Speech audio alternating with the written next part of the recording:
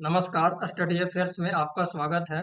आज है 7 अक्टूबर 2024 और इससे संबंधित जितने भी महत्वपूर्ण करंट अफेयर्स के क्वेश्चन बनेंगे उसके बारे में हम डिस्कस करेंगे। तो वीडियो को ध्यान से और अंत तक देखिएगा। वीडियो पसंद आए तो लाइक करिए, शेयर करें और कमेंट करना ना भूलें। अगर चैनल पे नए हैं तो सब्सक्राइब करना भी ना भूलें। चलिए वीडियो को स्टार्ट करते हैं। हमारा पहला प्रश्न है, हाल ही में नेपाल के नए मुख्य न्यायाधीश कौन बने हैं? आपके ऑप्शन है विश्वम्भर प्रसाद श्रेष्ठ, प्रकाश मान सिंह रावत, रामचंद्र पड़ल, शीतल निवास। तो जो हाल ही में नेपाल के नए मुख्य न्यायाधीश के रूप में शपथ लिए हैं वो प्रकाश मान सिंह रावत ने शपथ ली है। तो इस क्वेश्चन का आंसर हो जाएगा ऑप्शन बी। ये है प्रकाश मान सिंह रावत जिन्होंने हाल ही में नेपाल के नए मुख्य न्यायाधीश के रूप में शपथ ली है। इस क्वेश्चन को डिटेल में देखें तो नेपाल के राष्ट्रपति रामचंद्र पौडौल ने विश्वम्भर प्रसाद श्रेष्ठ के 65 वर्ष की आयु में सेवानिवृत्त होने के बाद प्रकाश मान सिंह राउत को नया मुख्य न्यायाधीश नियुक्त किया है। इनकी जो शपथ दिलाई गई वो शीतल निवास में दिलाई गई, जहां पर उपराष्ट्रपति और प्रधानमंत्री समेत कई पदस्थ अधिकारी उपस्थित थे। साथ ही साथ जो इनकी जो प्रकाश मान सिंह राउत की जो सिफारिश की गई थी वो 16 सितंबर 2024 को संवैधानिक परिषद द्वारा सिफारिश की गई थी। बढ़ते हैं अगले प्रश्न की ओर। अगला प्रश्न है, हाल ही में भारत की सबसे बड़ी हाइड्रोजन मिश्रण परियोजना किस ग्रुप द्वारा शुरू की गई है? Adani group, Reliance group, Tata group, Mahindra group. हाल ही में भारत की सबसे बड़ी हाइड्रोजन मिश्रण परियोजना अडानी ग्रुप द्वारा शुरू की गई है। तो इस क्वेश्चन का आंसर हो जाएगा ऑप्शन ए। इसको डिटेल में देखें तो अडानी ग्रुप ने भारत की सबसे बड़ी हाइड्रोजन मिश्रण परियोजना शुरू की है, जिसकी शुरुआत अहमदाबाद में पाइप्ड प्राकृतिक गैस में 2.2 से लेकर 2.3% ग्रीन हाइड्रोजन के मिश्रण से की जा रही है, ताकि उत्सर्जन को कम किया जा सके और शुद्ध शून्य लक्ष्यों का समर्थन किया जा सके। इसके अलावा हाइड्रोजन का उत्पादन इलेक्ट्रोलाइसिस के माध्यम से अक्षय ऊर्जा का उपयोग करके किया जाता है, जिसमें पानी को हाइड्रोजन और ऑक्सीजन में विभाजित किया जाता है। इस परियोजना से घरों में हाइड्रोजन मिश्रित प्राकृतिक गैस की आपूर्ति भी की जाएगी। क्लियर है? बढ़ते हैं अगले प्रश्न की ओर। अगला प्रश्न है, हाल ही में चर्चे में रहा चेंचू जनजाति कहाँ पाई जाती है? मध्य प्रदेश, हिमाचल प्रदेश, आंध्र प्रदेश, अरुणाचल प्रदेश। तो जो हाल ही में चर्चे में रहा चेंचू जनजाति की आंध्र प्रदेश राज्य में पाई जाती है। इस क्वेश्चन का आंसर हो जाएगा ऑप्शन सी। इस प्रश्न को अगर डिटेल में देखें तो यह आंध्र प्रदेश के नल्ला मनाई वन क्षेत्र में पाए जाते हैं और इनकी भाषा जो है तेलुगु है। इनकी स्थिति की बात करें तो यह आंध्र प्रदेश में अनुसूचित जनजाति के रूप में सूचीबद्ध है। इनकी अर्थव्यवस्था व्यापारियों और सरकारी सहकारी समितियों को बेचकर मामूली आय के लिए वन उत्पादों पर निर्भर है। साथ ही साथ इनका जो शिकार का उपकरण है तो धनुष, तीर और छोटे चाकू का उपयोग करते हैं। इनकी जो नेतृत्वकर्ता है उनको पेदा मनीषी कहा जाता है। यह गांव का बुजुर्ग सामाजिक सद्भाव बनाए रखता है और गांव के मामले में उसकी सलाह अंतिम होती है। इस प्रश्न में आपने क्या क्या सीखा? ये जो चेंचू जनजाति है पहले तो आंध्र प्रदेश में पाई जाती है और इनकी भाषा तेलुगु है और ये अनुसूचित जनजाति के रूप में सूचीबद्ध है। साथ ही साथ ये जो शिकार के लिए धनुष, तीर और छोटे चाकू का उपयोग करते हैं और ये जो गांव के बुजुर्ग हैं ये आपस में सामाजिक सद्भाव बनाए रखते हैं। बढ़ते हैं अगले प्रश्न की ओर। अगला प्रश्न है, हाल ही में प्रधानमंत्री नरेंद्र मोदी द्वारा बंजारा विरासत संग्रहालय का कहाँ उद्घाटन किया गया? गुजरात, महाराष्ट्र, तमिलनाडु, उत्तर प्रदेश। तो हाल ही में प्रधानमंत्री नरेंद्र मोदी द्वारा बंजारा विरासत संग्रहालय का उद्घाटन महाराष्ट्र राज्य में किया गया है। इस क्वेश्चन का आंसर हो जाएगा ऑप्शन बी। ये आप पीछे देख सकते हैं, फोटो में देख सकते हैं, यही बंजारा संग्रहालय है जिसका प्रधानमंत्री नरेंद्र मोदी द्वारा उद्घाटन किया गया है। इस क्वेश्चन को डिटेल में देखें तो प्रधानमंत्री नरेंद्र मोदी ने महाराष्ट्र के वाशिम के पोहर देवी में बंजारा विरासत संग्रहालय का उद्घाटन किया, जिसमें 13 दीर्घाओं के माध्यम से बंजारा समुदाय की समृद्ध विरासत को प्रदर्शित किया गया है। उन्होंने आध्यात्मिक नेता संत सेवालाल महाराज और संत रामराव महाराज को श्रद्धांजलि भी दी और संत सेवालाल और संत रामराव महाराज बंजारा समुदाय के आध्यात्मिक नेता थे। क्लियर है? बढ़ते हैं अगले प्रश्न की ओर। हमारा अगला प्रश्न है, हाल ही में सिंगापुर ओपन स्नूकर 2024 का खिताब किसने जीता? पंकज अडवाणी, जेडन ओंग, डेचावत पुंगजैन, पूजा मित्तल।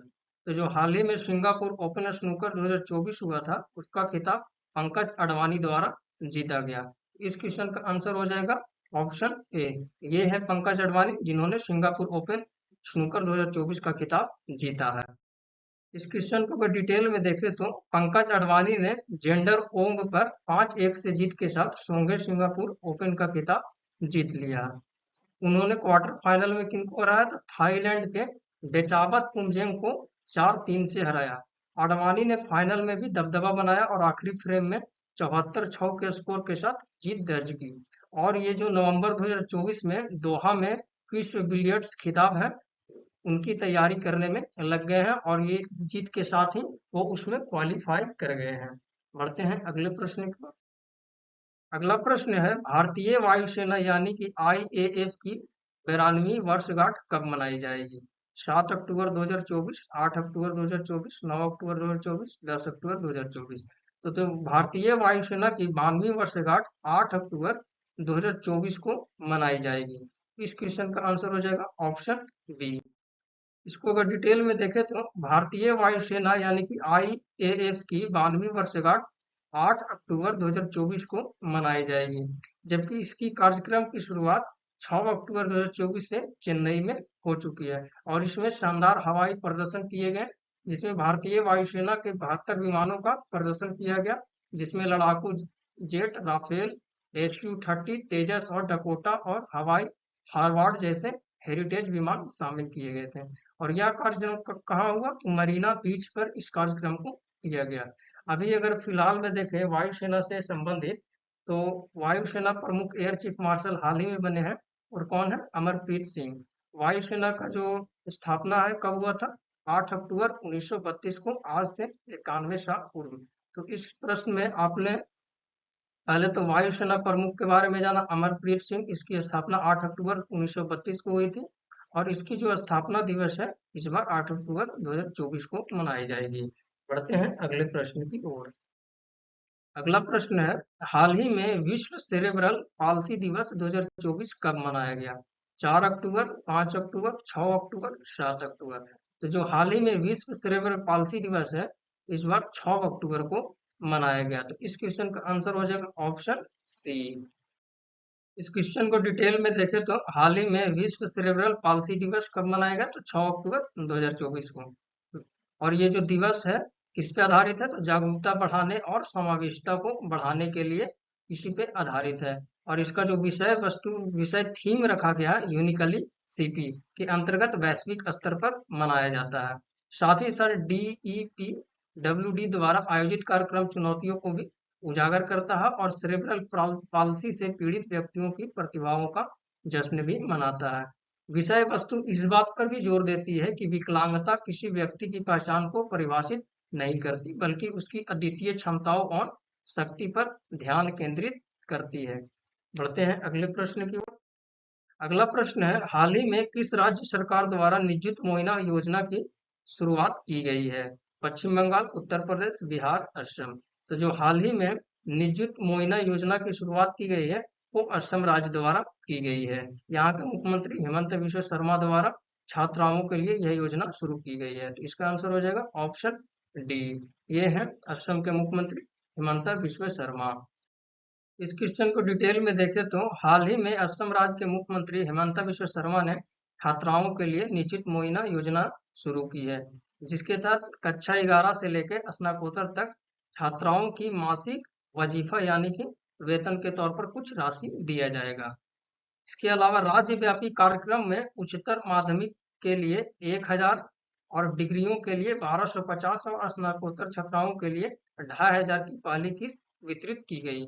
इसका जो उद्देश्य है महिलाओं की शिक्षा को बढ़ावा देना, स्कूल छोड़ने की दर को कम करना, जिसके लिए 5 वर्षों में 1500 करोड़ का बजट रखा गया है। क्लियर है? बढ़ते हैं अगले प्रश्न की ओर। अगला प्रश्न है, किस भारतीय फिल्म निर्देशक को मध्य प्रदेश की सरकार किशोर कुमार सम्मान देगी? राजकुमार हिरानी, SS राजामौली, जावेद अख्तर, वीरू देवगन। तो जो हाल ही में मध्य प्रदेश की सरकार द्वारा किशोर कुमार सम्मान देने की घोषणा की गई है वो राजकुमार हिरानी को देने की घोषणा की गई है। तो इसका आंसर हो जाएगा ऑप्शन ए। ये है राजकुमार हिरानी, इन्हीं को मध्य प्रदेश सरकार द्वारा किशोर कुमार सम्मान देने की घोषणा की गई है। इस प्रश्न को डिटेल में देखें तो मुन्ना भाई, एमबीबीएस और थ्री इडियट जैसे फिल्मों के लिए मशहूर निर्देशक राजकुमार हिरानी को मध्य प्रदेश सरकार ने 2023 के लिए किशोर कुमार सम्मान देने की घोषणा की है। यह पुरस्कार समारोह 13 अक्टूबर को किशोर कुमार की 37वीं पुण्यतिथि के अवसर पर उनके गृह नगर खंडवा में आयोजित किया जाएगा। बढ़ते हैं अगले प्रश्न की ओर। अगला प्रश्न है, हाल ही में आयोजित ईरानी कप 2024 का विजेता कौन रहा? मुंबई, कर्नाटक, रेलवे, विदर्भ। तो जो हाल ही में ईरानी कप 2024 हुआ उसका विजेता मुंबई रहा। इस क्वेश्चन का आंसर हो जाएगा ऑप्शन ए। इस प्रश्न को अगर डिटेल में देखें तो धनुष कोटियान के नाबाद शतक की बदौलत मुंबई ने यहां पांचवें और अंतिम दिन ड्रॉ मैच में शेष भारत पर पहली पारी की बढ़त के आधार पर अपना 15वीं ईरानी कप जीत लिया। इससे पहले 14 बार मुंबई ईरानी कप जीत चुकी है। अब सबसे सफल ईरानी ट्रॉफी जीतने वाली टीमों को देख लेते हैं।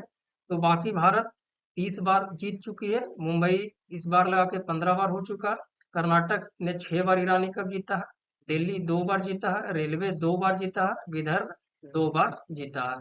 इसके अलावा पिछले 3 वर्षों में जो भी ईरानी कप जीते हैं उनके विजेताओं के नाम देख लेते हैं। तो 2024-25 में इसी वर्ष मुंबई ने जीता है, 2023-24 में बाकी भारत और 2022-23 में बाकी भारत ने जीता था, जो मध्य प्रदेश के खिलाफ फाइनल खेली थी। 2022-23 में भी बाकी भारत ने जीता था, जो सौराष्ट्र के खिलाफ फाइनल खेली थी। यहाँ पर ध्यान दीजिएगा कि 2022-23 में 2 बार ईरानी कप ट्रॉफी खेला गया, जो कोविड के कारण 2 वर्षों तक स्थगित था। इसके कारण 2022-23 में 2 बार ये ईरानी कप खेला गया। क्लियर है? बढ़ते हैं अगले प्रश्न की ओर। अगला प्रश्न है, हाल ही में आरबीआई के नए कार्यकारी निर्देशक किसे बनाया गया है? अविरल जैन, आसबोर्न स्मिथ, सीडी देशमुख, आलोक जैन। तो जो हाल ही में आरबीआई के नए कार्यकारी अध्यक्ष के रूप में अविरल जैन को नियुक्त किया गया है।